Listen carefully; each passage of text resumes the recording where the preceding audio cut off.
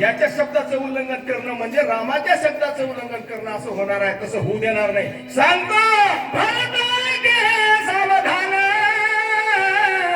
चित्रकुटी रघुनंद बरोबर देवाने तुम्हाचे समाधान पुढारे गमन मांडी. भरत ऐक सावधान. तुम्ही सावधान होऊ नये का? तुम्ही सुद्धा सावधान होऊ नये का?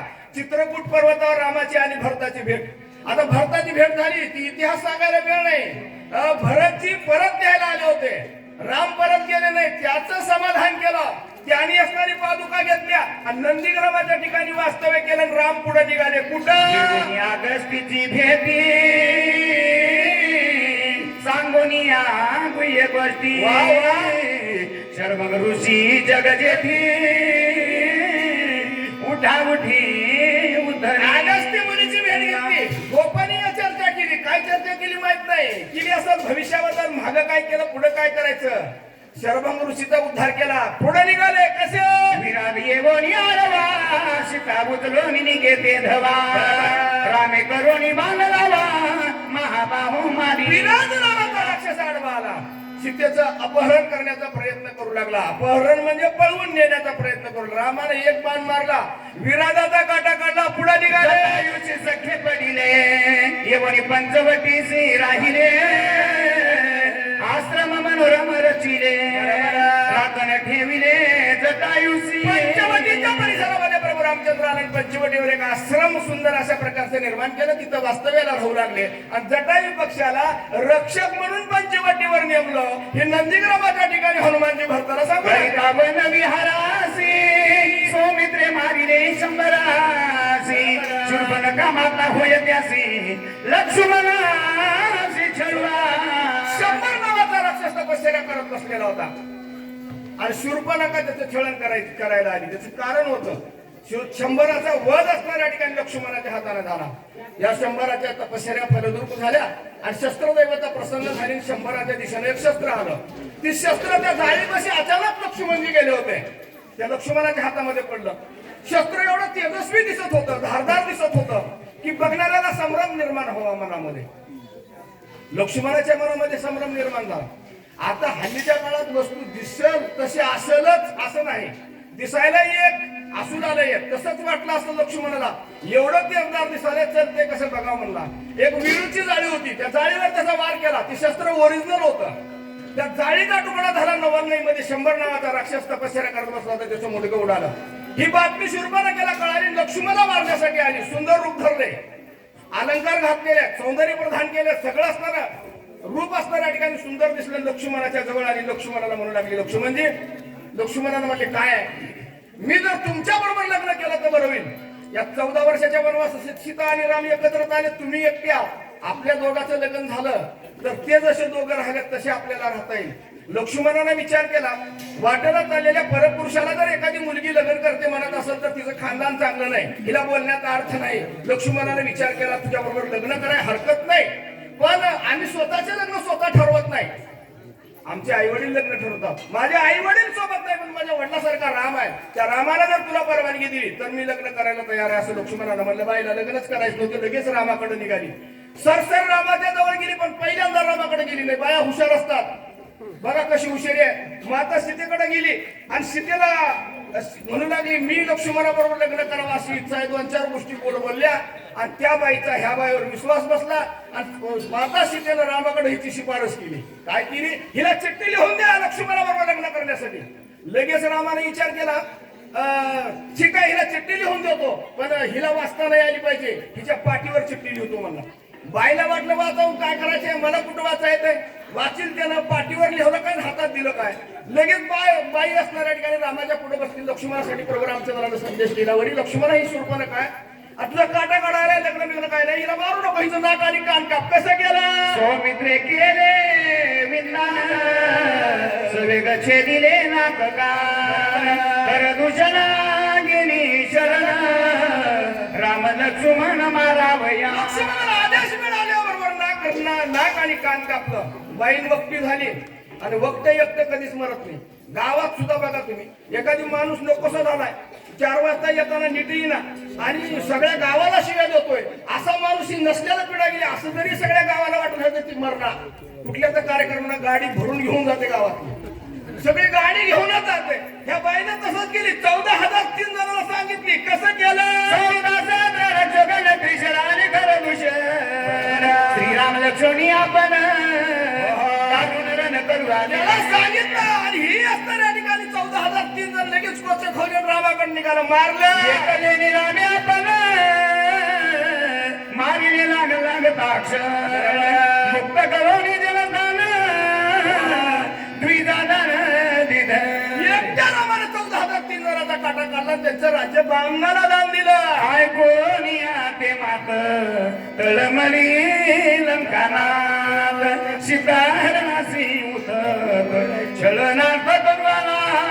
लगेच बाई असताना या ठिकाणी रावणाकडे गेली. रावणाला सांगितले. रावण असणाऱ्या ठिकाणी विचार करू लागला. तिला सांगितले नाही माझं नाक आणि कान कापलं, पुन्हा कशापाई कापलं हे सांगितलं नाही. त्या रावणाला सांगितलं सीता नावाचं रत्न रामाने लक्ष्मणाबरोबर या वनवासात आले. सीतेचं नाव ऐकल्याबरोबर त्या स्वयंवरातली आठवण झाली. तिचं अपहरण करण्याचा रावण विचार करू लागला. रावण प्लॅनिंग करतोय. कुठलंही काम करत असताना माणसानं नियोजनानं केलं तर कडला जाते. आता रावणाचं नियोजन बघा काय करतोय. मृगवेश दिदला मारीचा देखता सीता उल्लासी मृगवेश दिदला माका जोडसी श्रीराम त्यासी मारू गेला. विचार असताना ठिकाणी केला. मारीच मामा दिसला. मामाला जवळ बोलावून घेतलं. मामाला सांगितलं मामा तुम्हाला हरणाचं रूप धरावून पंचवटीच्या परिसरामध्ये उड्या मारावं लागेल. मामानं म्हणला ते कशासाठी, मला सीतेचं अपहरण करायचंय. मामा म्हणला रावणा हे काम चांगलं नाही. रावणाला सहकार्य कुणीच केले. मारीचानं सांगितलं रावणा ही जी तू तोडलाच नाही हे काम चांगलं नाही. हे काम जर केलं तर आपल्या खानदानाचं काही चांगलं होणार नाही. मामा म्हणला रावण म्हणला मामा मी सांगितलेला आदेश तुम्ही मान्य करा. मी तुमच्या पाया पडतो. वाटलं तर मी तुम्हाला अर्ध राज्य देतो. माझं अर्ध्या राज्याचा मालक तुम्हाला करतो, पण माझं काम एवढं तुम्ही करा. असं म्हटल्यावर मामा म्हणाला रावणा तू अर्ध राज्य देशील रे, पण मी तिकडेच गेलो तर तुझ्या अर्ध्या राज्याला मी काय करू. त्यावेळेस रावण रागावला. तू जर तिकडे जात नसेल तर इथंच तुझा काटा काढतो. मारीच मामाच्या विचारामध्ये परिवर्तन झालं. माझा निर्णय घेतला जायचा. कशासाठी. ह्याच्या हाताने मेल्यापेक्षा त्याच्या हाताने मेल्याला बरं आहे म्हणला. सुंदर अशा प्रकारचं हरण तयार झालं आणि मग हरण उड्या मारू लागलं. कसं येतात. मायेचा मृगनी गे बाहेरी राम काढो निनेला गुरी जटायू चरू गेला वनांतरी सीता सुंदरी एकली. कृत्रिम हरिण होतं. मन मोहक अशा प्रकारचं सौंदर्य त्या हरणाचं होतं. त्या हरणावर ज्याची नजर पडावी त्याला हरण आपल्याकडे असावं असं वाटावं असं ही कृत्रिम हरिण होतं. पंचवटीच्या परिसरामध्ये उड्या मारू लागला आणि उड्या मारत असताना माता सीतेनं सांगितलं रामाला दूर अंतरापर्यंत असणाऱ्या ठिकाणी सीतेनं सांगितलं मला हरणाची कातडी पाहिजे. आणि त्यावेळेस रामाला विचार केला आपल्या बायकोनं आयुष्यात आपल्याला काही मागितलं नाही. 10-5 तोळे सोनं मागितलं असतं. सोनं घ्यायचं लय अवघड झाले. फुकट आहे देऊ म्हणला आईला. हरणाच्या पाठीमागे निघून गेला. काय झालं. रक्षण ठेविला लक्ष्मण ऐकोनी माया मृग वचन त्याचे करुणी आचरण दिला दवडून सीते. मारीच मामाला राम लांब अंतरापर्यंत प्रभू रामचंद्रला घेऊन गेलं. मामाला एक बाण मारला हरणाला प्रभू रामचंद्रानं. हरणाचा काटा निघाला. त्यावेळेस हरणाने एक आवाज केला धाव रे धाव लक्ष्मणा मी अडचणीत आहे असा आवाज त्याचा ध्वनी असणारा पंचवटीवरून म्हटला. बाहेरच्या बाजूला लक्ष्मणजी होते त्यांना नाही गेला. आतल्या बाजूला माता सीता होत्या त्यांना ऐकू गेलं. आणि लक्ष्मणाला माता सीता म्हणाल्या लक्ष्मणजी माझा राम संकटात आहे तुम्हाला तिकडे गेलं पाहिजे. लक्ष्मण म्हणाले माझ्या दादाला अडचण येऊ शकत नाही. मी पंचवटी सोडणार नाही. मला दादाने तसं सांगितलं मी जाणार नाही. ज्यावेळेस बोलता बोलता भांडण लागलं दोघांचं दिराचं आणि भाऊजीचं.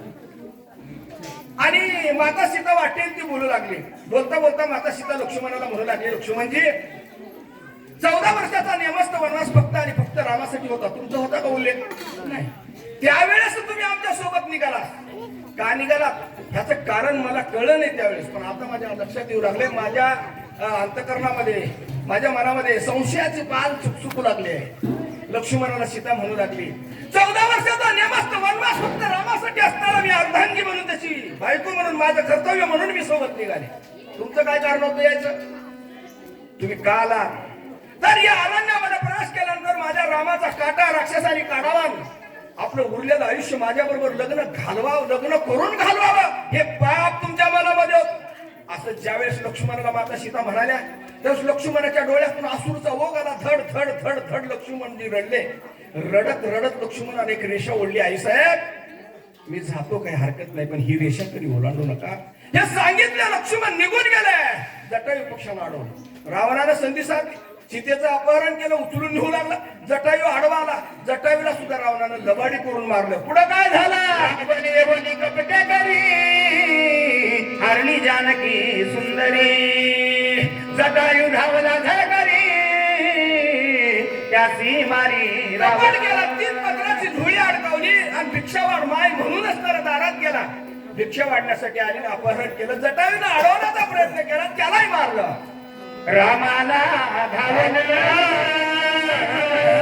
तव जटायूची होता प्राणोत्क्रमण करुणी त्याचे उधरलं पुढे आपण चालिला. मारीच मामाचा बंदोबस्त लावून प्रभू रामचंद्र पंचवटीवर आले. पंचवटीवर माता सीता दिसली नाही. पुढे असणाऱ्या ठिकाणी निघाले. जटायू पक्षी भेटला. जटायू पक्षानं सांगितलं काय झालं. जटायू पक्षाला प्रभू रामचंद्र म्हणाले, जटायू मी तुला उठवतो रे. त्या जटायू पक्षी म्हणू लागला, रामा तुम्ही उठवाल यामध्ये काहीच नवल नाही, पण जन्माला आलेल्या जीवाला एक ना एक दिवस मरावं लागतं. आणि पुन्हा आता मला ज्यावेळेस मरायचे त्यावेळेस अशी संधी आहे असं मला वाटत नाही. मला अशी संधी मिळाल्या तुमच्या मांडीवर मुंडकं ठेवून देह ठेवायची आणि या संधीचं मला सोनं करायचं आहे असं ज्यावेळेस जटायू पक्षी म्हणाला. प्रभू रामचंद्रानं जटायूचा उद्धार केला. राम पुढे निघालेले आहे. हात पायाविन मोधळा कबंध गिळावयाला रामिनी जबाने छेदिला पाठविला मार्गस्थ असताना कबंध नावाचा राक्षस आडवाला. दोघांना दोन्ही हातामध्ये धरला आणि दोघांनी दोन्ही हात असणाऱ्या ठिकाणी कलम केले. त्याला वैकुंठाला पाठवलं. असं हनुमानजी नंदी पंपातिरी महावीर आम्ही भेटलो वानर स्वामी मिळाला रामचंद्र बाकी थोर आमुचे. पंपा नावाचं एक सरोवर आहे. सरोवर म्हणजे तळ. त्या तळ्याच्या किनाऱ्यावर किष्किंधा नावाची नगरी आहे आणि त्या तळ्याच्या कडेवर असता आमची आणि रामाची भेट झाली. उजळले भाग्य आता उघी चिंता वारली, आम्हाला रामाची भेट झाली असं नंदीग्रामाच्या ठिकाणी हनुमानजी बोलू लागलेले आहे. वाली सुग्रीवा वैर बारी नारराजे हिरोनी सरकरी आम्हा घालोनी माहेरी राज्य करी. वाली आणि सुग्रीव या दोघांमध्ये वैर निर्माण झालं. 2 सख्या भावामध्ये वैर निर्माण झालं. आता वैर का निर्माण झालं हे सांगायला वेळ नाही आणि बोलू नका. वैर निर्माण झालं. त्यानं राज्य हिसकाटून घेतलं. सुग्रीवाचं राज्य हिसकाटून घेतलं तोपर्यंत ठीक होतं, पण त्याची बायको सुद्धा हिसकाटून घेतली. आम्हाला बाहेर घातलं. या अधर्म झाला. आम्हाला बाहेर घातलं. रामाची आमची भेट झाली. रामानं आम्हाला आश्वासन दिलं. आश्वासन द्यायची वेळ पद्धत तेव्हापासून आहे, पण आश्वासन त्यावेळेस पूर्ण करत होते. आता आश्वासन पूर्ण करतील याची गॅरंटी नाही. रामानं आश्वासन दिलं. काय झालं? शरण आलो रामासी रामे कुडाविले आम्हासी मारोनी आवारसी सुग्रीवासी स्थापिले. ठरल्याप्रमाणे रामानं आम्हाला आश्वासन दिल्याप्रमाणे असणार आम्ही शरण आलो आणि शरण आल्याबरोबर कामाला सुरुवात केली. वालीचा असणाऱ्या ठिकाणी प्रभू रामचंद्रांनी काटाकाला सुग्रीवाचा राज्याभिषेक केला असं हनुमान या ठिकाणी सांगू लागले. वाली सुद्धा युवराजा करुणी सीता चुकीची का झाला धडकरी पाठविला बोधारा संगाते मदती धर. युवराज्य पद असणाऱ्या ठिकाणी अंगदाला दिलं. अंगदाला युवराज्य पद दिलं. सुग्रीवाचं काम पूर्ण झालं. राज्य सगळं मोकळं केलं. प्रभू रामचंद्राच्या कार्याला सुरुवात झाली. सीतेच्या शुद्धीला असणाऱ्या ठिकाणी सुरुवात झाली. दक्षिण दिशेला 4-5 वानराचं एक पथक पाठवण्यात आलं. या पथकाचं नेतृत्व असणाऱ्या ठिकाणी अंगदाकडे होतो आणि त्या पथकामध्ये मी सदस्य होतो. आम्ही 5-7 जण मिळून दक्षिण दिशेला गेलो. काय केलं? शुद्धी आणि रीती मग निघाले नवलाही बरोबर सैन्य चालवित पाही दोही बाही रघुराजा. हनुमानजी सांगू लागला सीता शुद्धी आणली ती म्हणजे पुन्हा अंगदाला. आता आणली होती पुन्हा हनुमंतांना. सांगतो कुणाला? अंगदाचं नाव सांगू लागलाय. मग हेच आपल्याला रामायणामध्ये शिकायचे. आता काही माणसं काही गावामध्ये, आता इथलं नाही सांगत, आमच्या गावाकडे काही 10-5 वर्ष झालं सप्ताह चालू आहे. 10-5 वर्ष झाली एकाच कारभाऱ्याकडे सप्ताह आहे, म्हणजे कारभार आहे. ते कारभारी काय म्हणायला गेल साली, मी हाव म्हणून 12 वर्ष झालं सप्ताह व्हायला म्हणलं. आम्ही म्हणलो ह्याला जन्मण्याच्या आधी सप्ताह होता. मी म्हणलो तसं जर तुला वाटतं असेल तू आमदा मरण पुढच्या वर्षी सप्ताह आहे का नाही, होते का नाही. या रामायणामध्ये श्रेय घेण्याची स्पर्धा नाही, पण आपल्या संसारात, व्यवहारात, राजकारणात आपण जरी केलं नसलं तर मीच केलो म्हणायची सवय लागलेली आपल्याला. श्रेयवादाची लढाई नाही, हे रामायणामध्ये शिकलं पाहिजे. मी एखादी काम आपण केलं आणि हे मी केलं म्हणलं तर सगळं पाण्यात गेलं. हनुमानजी म्हणू लागले त्यांनी सीतेची सिद्धी आणली आणि मग काय झालेलं आहे, बिभीषण शिकवी रावणासी न मानितो त्याच्या वचनासी लाखानी दल्या त्यासी तो आला रामापासी पैशा. समुद्र किनाऱ्यावर प्रभू रामचंद्र आले. सेतू बंधनाचा बांधकाम करण्याचा विचार प्रभू रामचंद्र करू लागले. समुद्राच्या किनाऱ्यावर आले.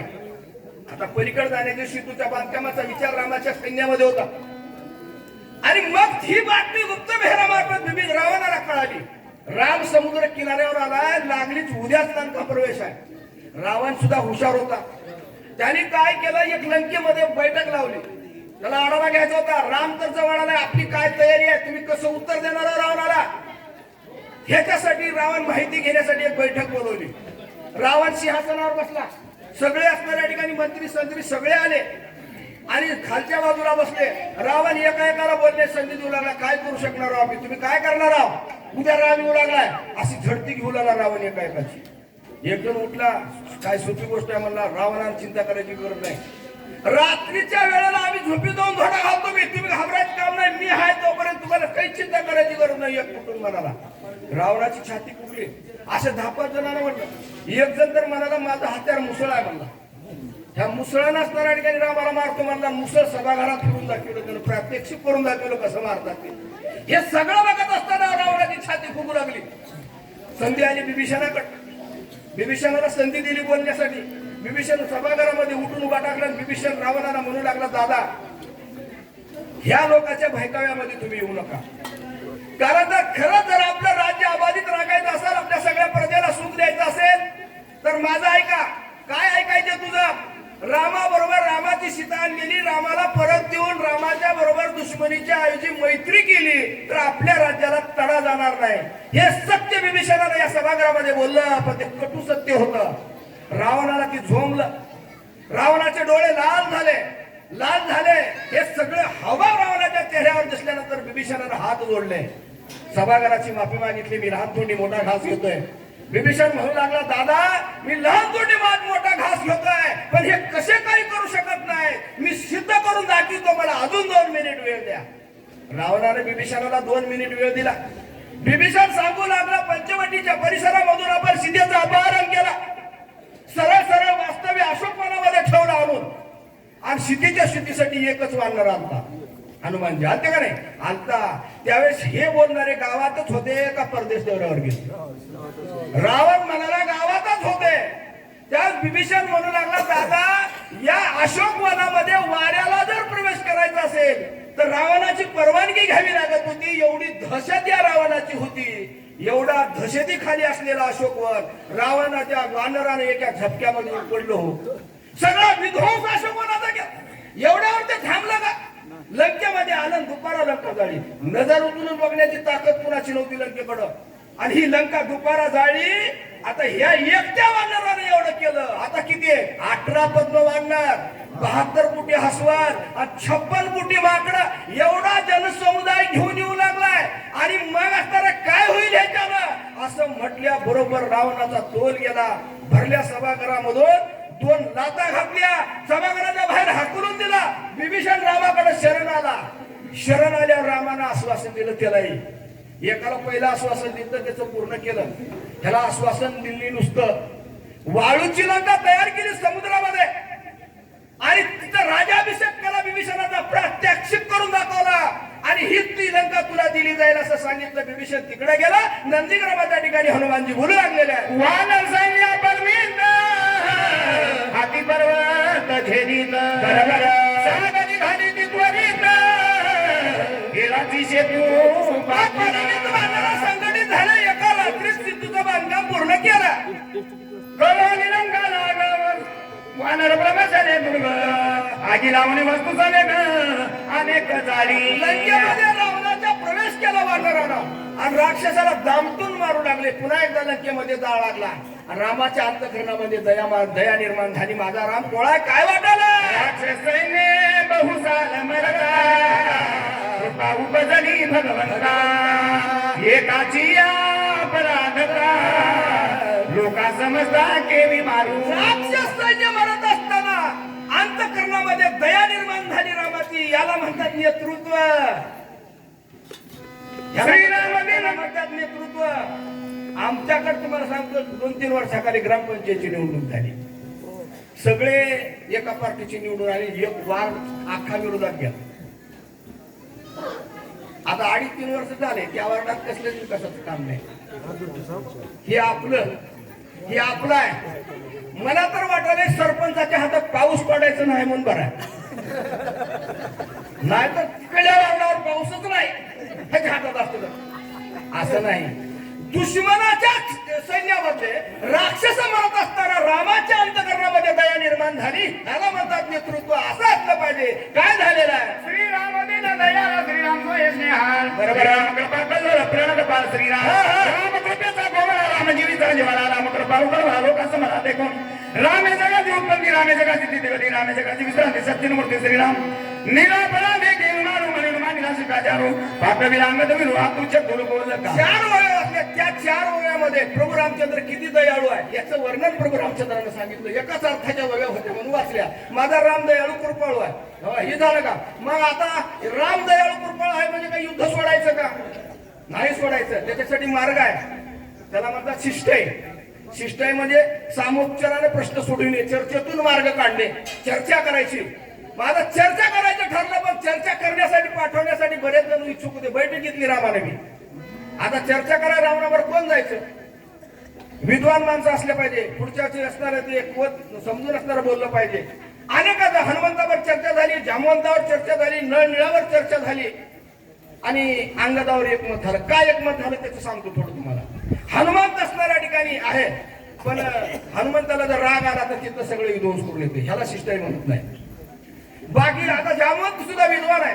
जामवंतानं म्हणलं मी जाऊ शकतो पण परत यायची गॅरंटी नाही. म्हणून मी आता माझं वय झाले. वयस्कर माणसानं सुद्धा ही ध्यानात घेतलं पाहिजे. वयस्कर माणसानं आपलं वय होत आल्यावर मला सरपंच करा असं म्हणायचं नाही. आता पोरायला करा म्हणायचं. ह्याच्यासाठीच रामायण आहे. जामवंताबद्दल चर्चा झाली. जामवंताला तुम्ही जावा म्हणून सांगितलं. जामवंतानं नको म्हणून सांगितलं. का नको म्हणून सांगितलं? मी जाईन हो तिथलं सुद्धा काम पार पाडेल पण माझं वय झालंय. आता माझे गुडघे ठकले. मला परत नाही येत आलं. तुम्ही काही समुद्रात पडू का? तुम्हालाही अडचण मलाही अडचण. म्हाताऱ्यासाठी आहे जामवंतासाठी नाही. कारभार करत असताना तुम्ही असणाऱ्या ठिकाणी परिस्थिती बघून केला पाहिजे. असं अंगदावर एकमत झालं. काय एकमत झालं? निरापराधा केवी मारू म्हणून मांडला शिष्टाचारू पाठविला अंगाला बिरू अतिचतुर बोलका. ही दोन्ही गुण त्याच्याकडे होते. काय गावामध्ये काही माणसं लई हुशार असतात पण बोललेली गोष्ट होतं. दुसरं काहीच बोलत नाही. काय फायदा आहे त्या हुशारीचा? विद्वान आहे तो. तुम्हाला कोणालाच बोलत नाही. ती बोलतच नाही. त्या विद्वान त्याला काय करायचं? काही अर्थ नाही त्याला. काही माणसं झोपेतून उठल्यापासून दिवस मावळेकडे सारखंच बोलतात. एक बी गोष्ट कामाची बोलत त्याला तर काय करायचं? बडबड्याला नाही. ही दोन्ही गुण अंगदाकडे. त्याला 1000 जवाबी म्हणतात मराठी भाषेमध्ये. हा गुण अंगदाकडे होता म्हणून अंगदाची निवड केली. अंगद गेला. कसं शिकवलं?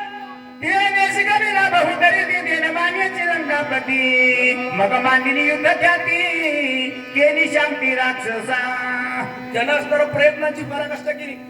वेगळ्या पद्धतीने रावणाला समजून सांगण्याचा प्रयत्न केला. काय उपयोग झाला नाही. अशी अवस्था झाली. आता उन्हाळा आहे. शेजारला बोर पडल्या गावात पाण्याचा दुष्काळ आहे. सगळं रावणाने केलं. पालत्या घागरीवर पाणी झालं. पालत्या घागरीवर पाणी एक म्हण आहे. त्या म्हणीचा अर्थ सांगतो तुम्हाला. शेजारला बोर पडला पाण्याचा वनवास आहे. शेजाऱ्यानं मोटर बसवलं खालीला आणि गावाला पाणी न्या म्हणून सांगितलं. बाई पळत पळत गेली. 3 इंच बाई पडून पाणी पडून तो दोस्तावर हंडा घेतला आणि पाण्याखाली फासला घातला. किती तास गेल्यानंतर भरत? अहो भरणारच नाही. ह्या पालत्या घागरीवर पाणी म्हणतात. तसं रावणाचं झालं. युद्धाला सुरुवात झाली. कसलं झाले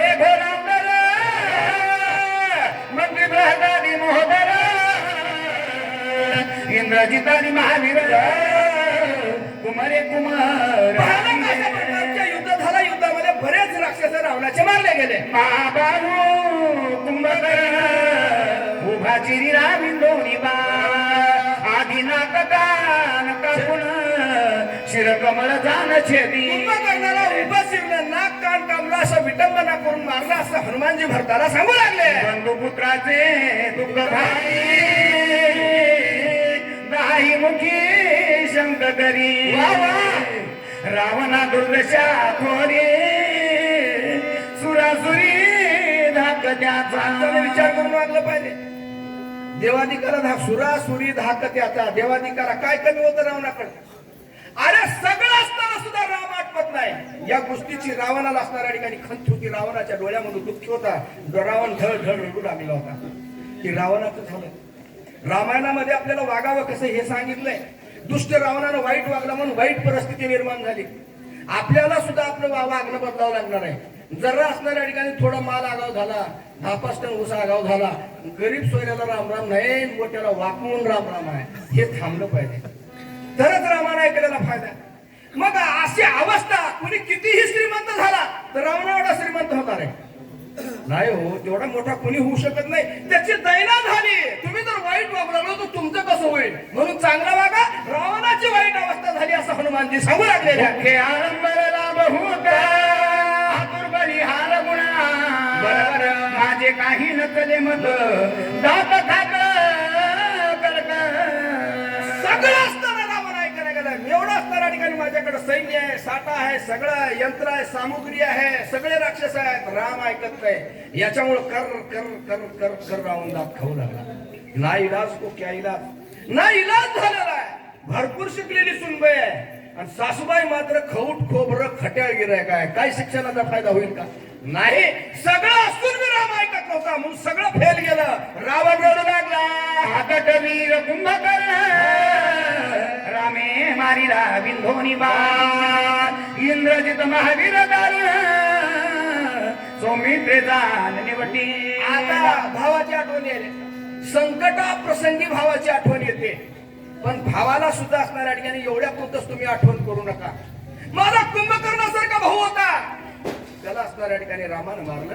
इंद्रजितासारखा पोरगा होता, त्याला लक्ष्मणानं मारलं. मी काय करू रे? प्रधान मानिले आघवे सैन्य सेनाने गेले जीवे एकल्या म्या काय करावे रणी नागवे रघुना. काय अवस्था रावणाची झाली. माझे प्रधान गेले, सगळे गेले, नातू गेले, पंतू गेले, मी एकटा उरलोय. माझ्या जगण्याला काय अर्थ आहे का? मी काय करू? दात करकरा खात डोळे गरगरा भवंडित बरोबर माझे दोन्ही हात चोरीला शक्ती अद्भुत उचलली. दात खाऊ लागला, डोळे गर गर गर गर फिरू लागला आणि ब्रह्मदेवानं वरदान दिलेली शक्तीची आठवण आली. शेवटचा टप्पा, शेवटचं हत्यार रावणानं उचलला. धनुष्यबाण हातामध्ये घेतला, शक्ती हातामध्ये घेतली. विचार करू लागलाय. कुठलंही काम करत असताना माणसाने विचारपूर्वक काम केलं पाहिजे. रावण विचार करतो कुणाला मारल्यावर सुईस्कर ठर. शरणांगत मारू आपण बरोबर त्या कारणे सांगतील हे प्राण लक्ष्मणिया विभीषण शक्ती जाण हानितली. एवढं दुःख झालंय तर विचार चालू आहे मनामध्ये. विचार केला एकच माणूस मारल्यावर सगळे मारायला पाहिजे, असं काहीतरी युक्ती साधली पाहिजे. मग त्याच्यासाठी काय करावं लागलं? शरणांगताला मारावं लागेल. ह्याला माहित होतं ह्याला शरणांगत जर मारला ती एकटी जिवंत राहणार नाही. आणि शरणांगत कोण होता? ह्याचा भाऊ होता. विभीषणाच्या दिशेनं शक्ती सोडली. काय होतं? लक्ष्मण धाविला शरणांगत घातला शतदा शक्तीचे बळी गेला गाडा दादू. विभीषणाच्या दिशेने येत असलेली शक्ती लक्ष्मणजीनं लागून बघितली. पळत पळत पळत विभीषणाच्या जवळ आली. विभीषणाचं मडगड ठरले, छटका मारला, पाठीमाग घातलं. समोरून येणाऱ्या शक्तीचे 100 तुकडे गेले. शक्ती एकत्रित झाली. काय म्हणू लागली? मंत्री केल्या निगुती परत का नाही मागोती आयशे विचारून आली का कुलकी सोमी. सुंदर अशा प्रकारचा प्रसंग आहे. शक्तीला असणाऱ्या ठिकाणी 100 तुकडे केले. अभिमंत्रण सोडली होती, एकत्रित झाली, दोन्ही हात जोडले आणि लक्ष्मणाला म्हणू लागले, लक्ष्मणा मला ते दुष्ट रावण मला परत येऊ देणार नाही रे, मला पदरात घे. असं शक्ती लक्ष्मणाला विनंती करू लागली. मज किले अभिमंत्रून क्षीण माझी अंगवण मागे सरता रावण दंड संपूर्ण मज माझे अंगवण क्षीण झालेली आहे रे लक्ष्मणा, मला पदरात घे. मला तो रावण असणाऱ्या ठिकाणी दंड करील एवढी विनंती असणाऱ्या ठिकाणी सीता शक्ती असणार लक्ष्मणाला करू लागली. लक्ष्मणाला त्या शक्तीकडे नजर सुद्धा उचलून बघितली नाही. शक्तीनं विचार केला, हे असं नाही निर्माण व्हायचं, असं नाही अंतकरण असणाऱ्या ठिकाणी अंतकरणामध्ये प्रेम निर्माण व्हायचं, नातं लावलं पाहिजे. शक्तीनं पवित्रा बदलला. काय म्हणू लागली, मानवोनी तुझ मिळाले शरण तू शरणागता शरण नुपेक्षावे मज लागून कन्या पूर्ण मी तुझी. फार सुंदर अशा प्रकारची ओवी आहे. लक्ष्मणाला सीतेनं तापाचार ओव्यामध्ये विनंती केली. लक्ष्मण ज्यावेळेस नजर उतरून सुद्धा बघायला गेला त्यावेळेस सीतेनं शक्तीनं लक्ष्मणाला असणाऱ्या ठिकाणी पवित्रा बदलून नातं लावलं. मी शरण आलेली आहे, तुम्ही शरणागताचे संरक्षण करणारे आहोत असंही म्हणून लक्ष्मण बघला गेला. लक्ष्मणा मला धर्माची मुलगी समजून अंतकरणामध्ये घे रे, असं ज्यावेळेस सीता हे शक्ती म्हणू लागली लक्ष्मणाच्या अंतकरणामध्ये परिवर्तन झालं. काय होऊ लागलं, कन्या भवानी शरण झाली तिने अत्यंत कृपा आली. बरोबर सौमित्र शरणांगता मावली अंगीकारली ब्रह्मशक्ती. कन्या भवानी शरण झाली त्याने अत्यंत कृपा उपजली. मुलीत किती ताकद आहे, धर्माच्या मुलीचं नातं लावलंय. आणि मुलगी म्हणून अंतकरणामध्ये आल्यानंतर लक्ष्मणाला जीव द्यावा लागणार आहे. बघा किती मोठा विचार आहे. मुलीचं महत्व लक्ष्मणाला त्यावेळेस पटवून दिलंय आणि आपल्याला आपल्या मुलीबद्दल विचार करावा लागणार आहे. 90च्या दशकामध्ये जी अवस्था झाली ना, आता पोरं गावोगाव रिकामे राहायची वेळ आलेली. अहो आपण रामायणाचा एवढा मोठा आदर्श असताना जन्माला येऊ लागलेल्या मुलीला मारण्याचं पाप गेली 10-15 वर्ष केलं, त्याचे परिणाम आज आपण बघतोय. काही उपयोग नाही रामायण आहे. केवढा मोठा आदर्श आहे. आपल्या डॉक्टर लोक काही आपल्या जेलमध्ये येतात. एवढा अन्याय आपण मुलीवर केलेला आहे. आणि किती मोठं दुर्दैव आहे आपलं. एवढा मोठा आदर्श असताना, गावागावामध्ये रामायण चालू असताना, घराघरामध्ये रामायणाच्या सिरियल चालू असताना, लक्ष्मणानं धर्माच्या मुलीसाठी आपला देह ठेवण्याचा विचार असताना सगळ्याला दिला असताना आपल्याला जन्माला येऊ लागलेली मुलगी असणाऱ्या ठिकाणी आपण मारण्याचं पाप करू. अरे हे जन्मू द्या मुलीला, वाचू द्या मुलीला, शिकू द्या मुलीला, हे आपल्याला बाहेरून कोणीतरी सांगावं लागले. हे आपलं मोठं दुर्दैव आहे. आपल्या सरकारला अभियान चालवावं लागतं. बेटी बचाव अभियान हेच मोठं अपयश आहे. आपल्याला काय अभियान चालवायची गरज आहे. एवढा मोठा आदर्श असताना काही उपयोग नाही रामायण. रामायण सांगून बी काही उपयोग नाही. आपल्याला दुसऱ्याला सांगावं लागतंय ह्या मुलीला जन्मू द्या, शिकू द्या, खेळू द्या. बरं जन्म एवढ्यातून बी मुलगी जन्मली तर काही नीट आहे का, चांगलं आहे का? जन्माला आलेल्या मुलीला आता काही कळत नाही. आता मी लहान असताना सांगतो, आम्ही जन्माला आलो त्यावेळेस काही कळत नव्हतं. मुली बहिणी काही होत्या, आम्ही होतो सोबत. इमानदारीने सांगतो, मुलगी म्हणून त्या लेकराला आहार वेगळा होता, मुलगा म्हणून आम्हाला वेगळा. लबाड सांगत नाही. अरे केवढा मोठा अन्याय हा, त्यावेळेस काहीच कळालं नाही आपल्याला. पण आज कळू लागलंय किती मोठा अन्याय आहे हा. हे थांबलं पाहिजे तरच असणार रामायण ऐकून फायदा आहे. हनुमानजी म्हणू लागले, या शक्ती नसणाऱ्या मुलीचं नातं लावून माझा लक्ष्मण हे देह सोडून अंतकरणामध्ये प्रेम निर्माण झालं. काय झालेलं आहे, कन्या झाली उपहात जनकतीसी अंगीकारित. सौमित्र अत्यंत कृपा भरित थारा बेत निज हृदय. महाराजांनी दृष्टांत दिलाय, फार सुंदर दृष्टांत आहे. एका मुलीवर प्रेम करणारे आई वडिलांना, एका दाम्पत्याला सुंदर अशा प्रकारचे कन्यारत्न झालं, मुलगी झाली. मुलगी लहानाची मोठी होऊ लागली. मुलगीच्या जन्माचा आनंद उत्सव साजरा केला. हातीवरून जिलेबी वाटली. सहसा आपण मुलगी झाल्यानंतर पेढे जिलेबी गोड काही खायला देत नाही. पोरं झाल्यावर पेढे वाटतो. आणि म्हातारपणाला 100% जोड्या राहते आणि लागायला का नाही विचारते.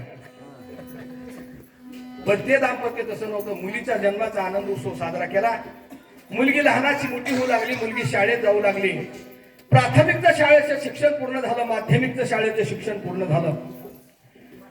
मुलगी ग्रॅज्युएशनला गेली, ग्रॅज्युएशन झालं, पोस्ट ग्रॅज्युएशन झालं आणि सुसंस्कृत मुलगी बनली. बघायला सुंदर होती. बापाचा विचार आपल्या मुलीचं लग्न करावं असा विचार सुरू झाला. कुठल्याही बापाला आपली मुलगी चांगल्या घरी गेली पाहिजे अशी बापाची मानसिकता असते. तीच मानसिकता या बापाची होती. स्थळ बघायला सुरुवात झाली. एक सॉफ्टवेअर इंजिनियर मुलगा बघितला. 25-30 लाखाचं पॅकेज होतं, 5-25 एकर जमीन होती आणि आमंत्रण दिला.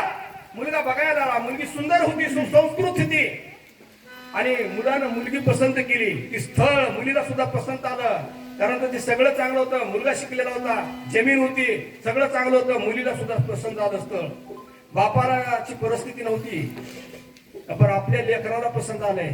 जाणकार बापाला आपल्या मुलीच्या मनामध्ये काय चाललंय सांगायची गरज नाही. मुलीच्या मनामध्ये काय चाललंय हे कळतंय. बापानं ओळखलं, मुलीला स्थळ पसंत आलंय. परिस्थिती नव्हती, सगळं पसंत आलं आणि 10 लाख रुपये हुंडा 10 तोळे सोने द्या असं सांगण्यात. आपल्याकडे हुंड्याची प्रथा अजून आहे, ही बंद झाली पाहिजे. पण त्यांनी सांगितल्यानंतर बाप शेतकरी होता. 4-5 एकर जमीन होती बापाकडे आणि याच्यावर उदरनिर्वाह चालू होता. बापाला असणाऱ्या ठिकाणी सांगितलं 10 लाख 10 तोळे सोनं करा. कसे द्यायचे? आपल्या लेकराला स्थळ पसंत आले म्हणून बापाला निर्णय घ्यायला द्यायची मुलगी तिथं. कशी द्यायची? 5 एकर जमीन होती, सगळ्या जमिनीचा बैनामा करून दिला, बोललेला हुंडा दिला, सोनं घातलं, लग्न थाटामाटात करून दिलं. लग्न लागलं, मुलगी नांदायला गेली. आपल्या समाजामध्ये एक परंपरा आहे, रूढी आहे. लग्न झाल्यावर महिना 2 महिने 4-6 महिन्यामध्ये घरघुसणी नावाचा कार्यक्रम करावा. करत ना इकडे घरघुसणी करा म्हणून सांगितलं. बापाची परिस्थिती घरघुसणी करण्यासारखी नव्हती. कर्ज झालं होतं, लग्न झालं होतं. सांगितलं, बापाने विचार केला आपली परिस्थिती नाही, पण ह्या एवढा मोठा आपण खर्च केलाय आणि एवढ्या घरघुसणीसाठी जर आपल्या लेकराला त्रास होत असेल तर हे सगळं केलेलं पाण्यात येईल. असं व्हायला नकोय. केलं पाहिजे. आपण निर्णय घेतला करायचा. अहो पैसे नाही, कशी करायची? आजोबानं बांधलेलं घर होतं, त्या घराची रजिस्ट्री करून दिली. 3 लाख रुपये उचलले. सगळं खानदान मुलीला त्याचा कपडे गेले, सोनं घातलं. आनंदानं कार्यक्रम पार पडला. मुलगी नादा पुन्हा गेली. मुलानं मुलगी नोकरीच्या गावी मुलगी नेली, पुण्या मुंबईला नेली. 2 महिने निघून गेले. मुलगा मुलीच्या जवळ आलेला आहे. पगार भरपूर होती त्याला. त्यानं सांगितलं मुलीला, आपल्याकडे आता काहीच कमी नाही, सर्व उपलब्ध आहे, फक्त एक गोष्ट कमी आहे. मुलीनं म्हणे काय कमी आहे? आपल्याकडे आता 4 चाकी गाडी नाही. मुलीने विचारलं मी काय करायचं? तसं नाही म्हणलं, आता 4 चाकी गाडीसाठी 10 लाख रुपये तू तुझ्या बापाकडून आणायची, नाहीतर तुला तिकडेच राहायचं असं सांगितलं. त्या लेकराला समजून सांगण्याचा प्रयत्न केला आपल्या बालकाला. अहो तुम्ही लग्न करा म्हणून हुंडा मागितला, माझ्या बापाने हुंडा कसा दिला? तुम्ही घरघुसणी करा म्हणून सांगितलं, माझ्या वडिलांना घरघुसणी कशी केली हे समजून सांगण्याचा प्रयत्न केला. पण ते खानदान चांगलं नव्हतं म्हणून खानदान बघूनच सोयरी करीत आपल्या मुलीची. मुलगी तिथून उचलली, त्या दृष्ट्यानं सरळ सासरवाडीमध्ये आला. मुलीला घरी सोडलं. सांगितलं 10 लाख रुपये घ्यायचे तरच इकडे यायचं, नाही तर अन्यथा तू इकडे यायचं नाही असं कानात सांगितलं. निघून गेला जावाई. 2 महिने मुलगी तिथे राहिली. एक शब्द सुद्धा आपल्या बापाला सांगितला नाही. याच्यातला सुसंस्कृत आणि जाणकार लेकरं होतं. बापाला सांगून त्रास द्यायचा नाही, याचा हे सांगून ते सुद्धा आपल्या बापाला काही उपयोग होणार नाही हा मनामध्ये विचार ठेवला. घट्ट मन करून मुलगी तिथे राहू लागली. बाप हुशार होता. 2 महिने गेल्यानंतर मुलीला जवळ बोलावून घेतलं. बाप मुलीला विचारू लागले, 2 महिने झाले तू तिकडे का जायचं नाव घेतलं? झालंय तरी काय? पहिल्यांदा उडवाउडीची उत्तर दिली मुलीनं, पण बाप 8 तासानं विचारू लागला, तू ज्या अर्थ तिकडे जात नाही त्या अर्थी काहीतरी झालंय, काय झालंय मला सांग. असं ज्यावेळेस 8 तासानं बाप आपल्या मुलीला विचारू लागला त्यावेळेस कंबर फोडला मुलीला. बापाच्या गळ्याला मिठी मारून मुलगी रडू लागली.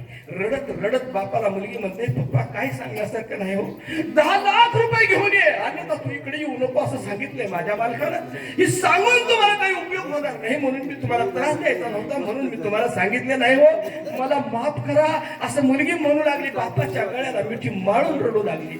बापाचा हंबरडा फुटला. मुलीच्या गळ्याला मिठी मारली. बाप आरडून रडू लागला.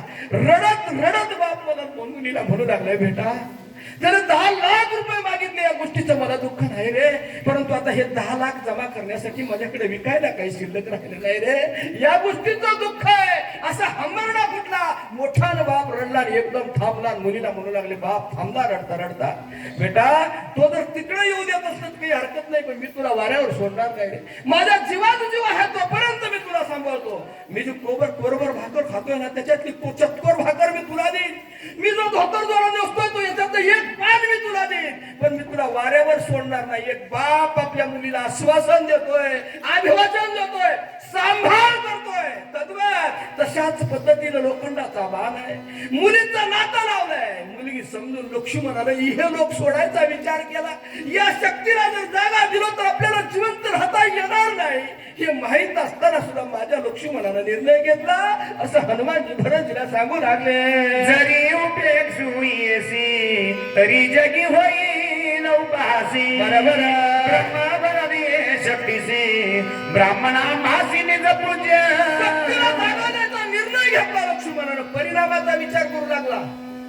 मी जर असणार मी घेत असलेला निर्णय योग्य आहे का अयोग्य आहे याच्याबद्दल विचार आहे. मी जर असणाऱ्या ठिकाणी जागा दिलो, या शक्तीला जर असणाऱ्या ठिकाणी सामना केला आणि शक्तीचा अपमान केला तर ब्राह्मणाचा अपमान केल्यासारखं होणार आहे. आणि म्हणूनच तर या ठिकाणी मी घेत असलेला निर्णय अगदी योग्य आहे असा लक्ष्मण विचार करू लागले. तुझी जवळच्या लवट्याची दापूर्ण पदयो मैसले माथा वदिले जरी शरणांगता तरी अनाथा माझानी पडी. अपमानाचा अवमान जर केला तरच तर या ठिकाणी माझ्या जगण्याला काही अर्थ नाही असं लक्ष्मण बोलू लागलं. जीवे जाता शरणागत प्राण झाली लग्नात सुग्रीवादी कपी समजत प्राण निश्चित सांगतील. सोडतो लक्ष्मणाचा जीव जाईल, विभीषणाचा जीव जाईल. विभीषण मेल्यावर कुणी जिवंत राहणार नाही. मी घेतलेला निर्णय योग्य आहे. मग माझी जीने काय व्रता भूमी जीवन होय चुकावं या सगळा पाहिजे वे पाहिजे सगळे मारून जर मी जिवंत राहत असलो तर ते काही कामाचं नाही. संरक्षिता शरणागत सुखवानाला समजत सुख विरंग सुख समजत विभीषणाचं जर संरक्षण केलं तर रामासहित मांडणारा आनंद होणार. रामवर रावणा अभिषेकने विभीषणा सिद्धी पावले म्हणून म्हणावं वरद वचना का मांडणारे राम रावणाला मारीन विभीषणाचा माझ्या जीवासाठी उल्हासती प्रमाणा कोटी राम विजय सकल सुटी मदसाठी होईल. माझ्या एकट्या जीवासाठी कोटी ब्रह्मांडाला आनंद होत असत. आई शिवच्या म्हणून सिद्धी पसरली अंगाची वाकांती हृदय शैली प्रमाणात केली शांती. विचार केला शक्तीचा आघात असणाऱ्या ठिकाणी सांग केला. शक्ती भेदी त्या लक्ष्मणा गरजे जीवन आले रावण त्यावरील आलेला धनुष्य वापसा चोणी. लक्ष्मणाला शक्ती भेटली. जमिनीवर आडवा पडला. रावणाने गर्जना केली. प्रभू रामचंद्र आले. सोडोनी आणि काळ मारावा रावण येरे साविले विंदान पाठी देऊन प्राण सोडून देऊन रावण मारावा यासाठी राम आले. पण रावणाने संधी साधली, पळून गेला. राम सर्वदान करी घावं ऐसा जाणून निद्र भाव रावण पाठी देऊन दामतून मारणारा राम नव्हता म्हणून रावण पळून गेला. परवाने रावण विजय झाला गुणगान भावाला लक्ष्मण तोमरचा पण देखील इकडे असताना रामानं त्या रावणाला पळवून लावलं. लक्ष्मणाच्या जवळ आले मूर्छित अवस्थेमध्ये. शक्ती विसर्जन करीत रघुपती ब्रह्मवचना लक्ष्मणाच्या अंगावर हात फिरवून लक्ष्मणाची जो त्रास होत होता तो बंद केला. ब्रह्मवचना अतिक्रम सर्व दाना करी रघुतम आदरी नालवती धर्म बंधू तमुद्वावे. ब्राह्मणाचा अवमान करणारे प्रभू रामचंद्र आहेत. लौकिक धर्माचं आचरण केलं. लक्ष्मण उठवण्यासाठी एक उपाय टाकील. उपाय सांग मध्ये बंधुराज उठवावे. डॉक्टरला बोलले लक्ष्मण कसं उठते सांग म्हणू लागले. सुसेन म्हणजे सोगुनी आणविली आणि औषधी शक्ती भेदली हृदय संधी तेहतीस शुद्धी डॉक्टर हुशार होता. औषधी आणा म्हणाला. सूर्योदय न होता पारो आणो औषध समजाव म्हणून माझ्यावर खाडीला म्हणावं महाभाव निघण्याच्या आधी आणलं तर उठतंय. वेगी उतर औषधी वार येथे लागो बाहेर उशीर मग डोंगर उघडीला गेलो. औषधी ओळखू येत नव्हत्या. उशीर होणारा वाटला. पर्वतच उतरलो. मार्गिना देखून आलो येत लक्ष्मणाकडे जात होतो. राम नामांकित बाण दिसला. खाली आलो. राम आरोग्य ब्रह्मण्याची बोल बोलीला होता ते क्षमा करो रघुनाथ तुम्हाला रामच असा आला वाटलं बोलून ती बोललो मला माफ करा. देखोनी तुझा आश्रम अत्यंत झाला विश्राम म्हणे विसरलो गमन धर्म सर्वाही समराम. तुझा आश्रम बघितला सगळं विसरून गेलो. पक्षी सिद्धांत बोलत देणी राजला वेदांत सरस्वती चित्तभ्रमित सरस्वती ते या ब्रह्मदेवाला सुद्धा लाज वाटेल असं काम या परिसरामध्ये दिसलं. सांडोनी सगळा मत्सर भरत आश्रम निरंतर भूतेव्रत एकत्र निर्मत्सर. आमचे दोन भाऊ जर लग्न झाले तर 3 चुली व्हायल्यात. पण इथं भूत सगळे एकत्र दिसाले. वरळी दासरी नामाचे गुण कपीस ना ठेव कपी पाना हनुमान झाला मूर्त्या बनवते हातचे बाणा विसरला. रामाचं वर्णन करत असताना हनुमंत या गोष्टीचा विसर पडला. पुंडलिकावर हरी विठ्ठल श्री ज्ञानदेव राजा रामचंद्र भगवान की जय. कपिवरया हनुमान की जय.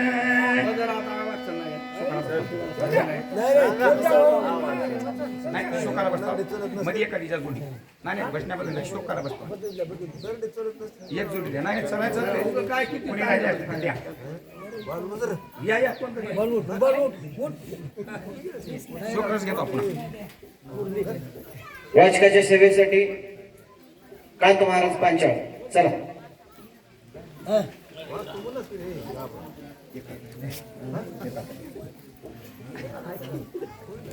शुष्काच्या सेवेसाठी व्यंकट पाटील ब्रह्मवाडी चला